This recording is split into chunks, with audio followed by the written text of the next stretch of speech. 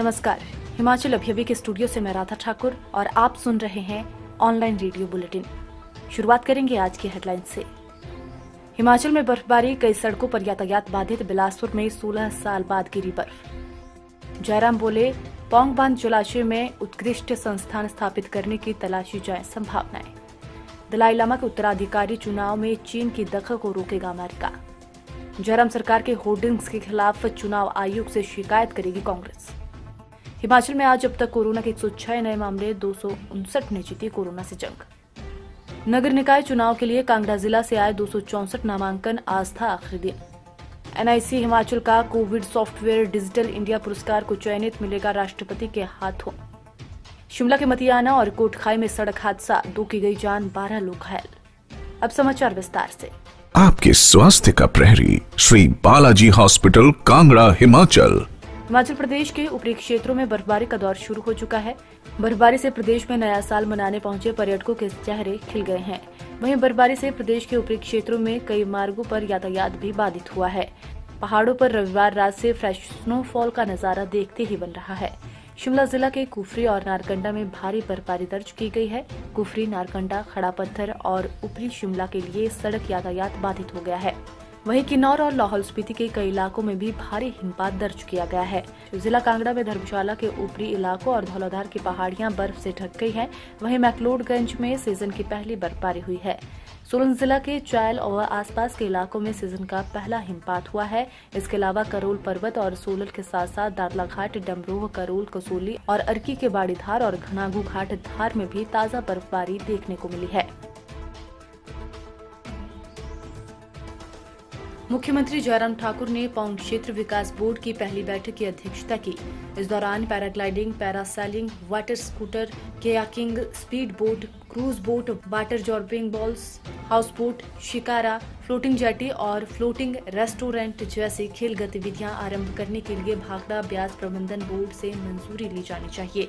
इसके अलावा पौंग बांध जलाशय में खेल गतिविधियों के लिए भारतीय नौसेना और तटरक्षक सेना के सहयोग से उत्कृष्ट संस्थान स्थापित करने की संभावनाएं भी तलाशी जाएं, ताकि अधिक से अधिक पर्यटकों को यहां आने के लिए आकर्षित किया जा सके। मुख्यमंत्री जयराम ठाकुर ने कहा कि जल क्रीड़ा प्रेमियों को इस क्षेत्र की ओर आकर्षित करने के लिए क्षेत्रीय जल क्रीड़ा केंद्र महाराणा प्रताप सागर पौंग बांध की गतिविधियों का विविधीकरण किया जाना चाहिए। उन्होंने कहा कि इस अभ्यारण्य में हर वर्ष लाखों की संख्या में प्रवासी पक्षी आते हैं, जिसे देखते हुए अधिक वॉच टावर लगाए जाने चाहिए ताकि पर्यटकों को पक्षियों को देखने की सुविधा मिल सके। उन्होंने कहा कि पर्यटकों की सुविधा के लिए फतेहपुर उपमंडल में भी उचित स्थानों पर पक्षियों को निहारने के लिए स्थल विकसित किए जाएं।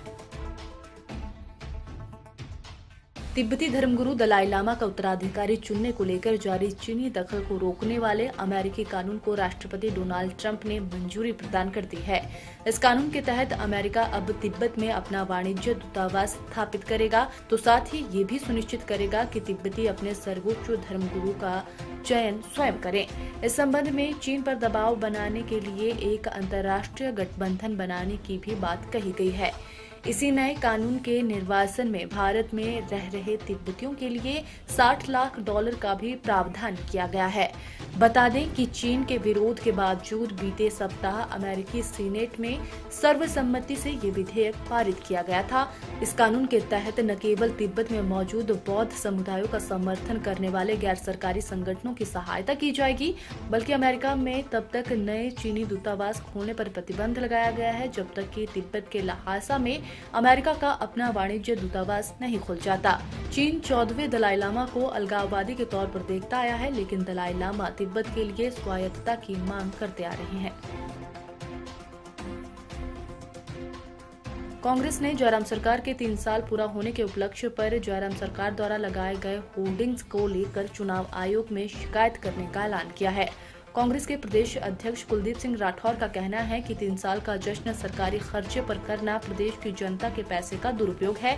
अगर 3 साल में विकास किया जाता तो सरकार बड़ी बड़ी होर्डिंग्स नहीं लगानी पड़ती और प्रचार के लिए इतने बड़े कार्यक्रम नहीं रखने पड़ते। कुलदीप सिंह राठौर का कहना है कि कांग्रेस जब इसके खिलाफ सड़कों पर उतरती है तो सरकार कांग्रेस नेताओं के खिलाफ मामले दर्ज कर रही है, जबकि बीजेपी नेता सरेआम कोरोना प्रोटोकॉल तोड़ रहे हैं, उनके खिलाफ कोई कार्रवाई नहीं की जा रही है। प्रदेश में ये दोहरे मापदंड क्यों है? राठौर ने कहा कि पंचायती राज चुनाव के बीच जयराम सरकार का 3 साल का जश्न समझ से परे है। सरकार के विज्ञापनों के बड़े बड़े होर्डिंग्स को लेकर कांग्रेस चुनाव आयोग से शिकायत करेगी। शेष समाचार ब्रेक के बाद।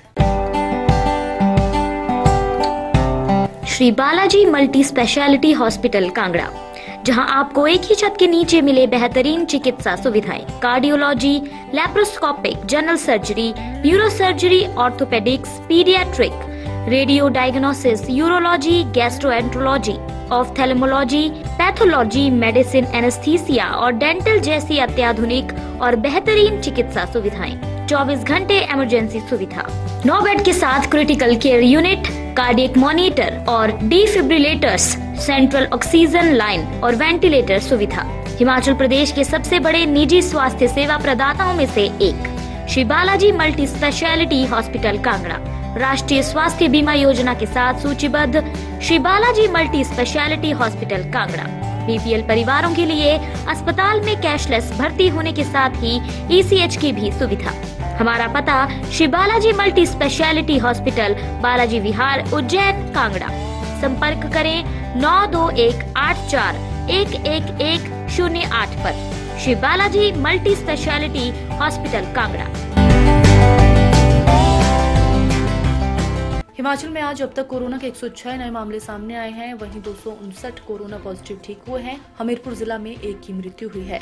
हिमाचल में कुल आंकड़ा 54,544 पहुंच गया है। अभी 3,680 एक्टिव केस हैं। अब तक 49,909 कोरोना पॉजिटिव ठीक हुए हैं। कोरोना डेथ का आंकड़ा 908 है।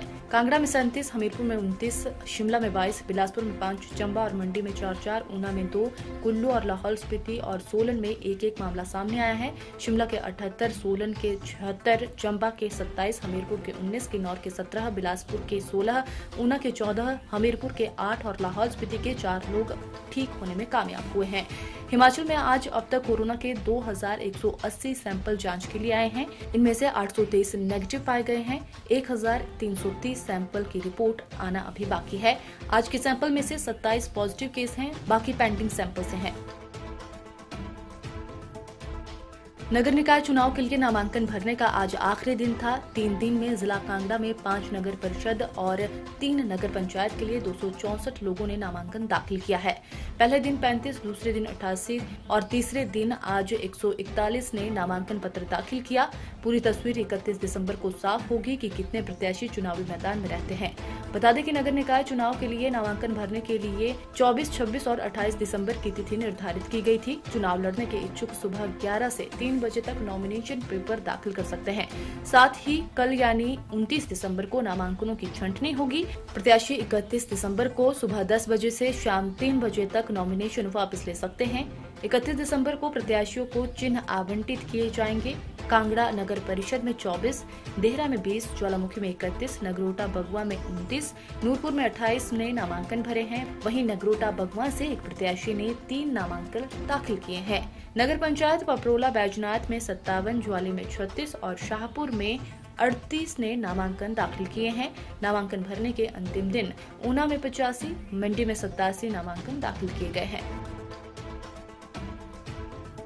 भारत सरकार ने राष्ट्रीय सूचना विज्ञान केंद्र हिमाचल प्रदेश द्वारा तैयार किए गए सॉफ्टवेयर कोविड-19 सैंपल कलेक्शन मैनेजमेंट सिस्टम को डिजिटल इंडिया पुरस्कार 2020 के लिए चयनित किया है। इस सॉफ्टवेयर को ये पुरस्कार इनोवेशन इन पैंडेमिक श्रेणी में दिया जा रहा है। राष्ट्रपति रामनाथ कोविंद ये पुरस्कार प्रदान करेंगे। इसके लिए वर्चुअल समारोह 30 दिसंबर को नई दिल्ली में आयोजित किया जाएगा। प्रदेश के राष्ट्रीय सूचना विज्ञान केंद्र के प्रवक्ता ने बताया कि राष्ट्रीय स्तर पर सॉफ्टवेयर विकसित करने की जिम्मेदारी हिमाचल प्रदेश को सौंपी गई थी। सीएम जयराम ठाकुर के गतिशील नेतृत्व और मार्गदर्शन में राष्ट्रीय स्वास्थ्य मिशन और राज्य स्वास्थ्य विभाग की सक्रिय सहभागिता से एनआईसी हिमाचल प्रदेश ने इस सॉफ्टवेयर को डिजाइन और विकसित किया।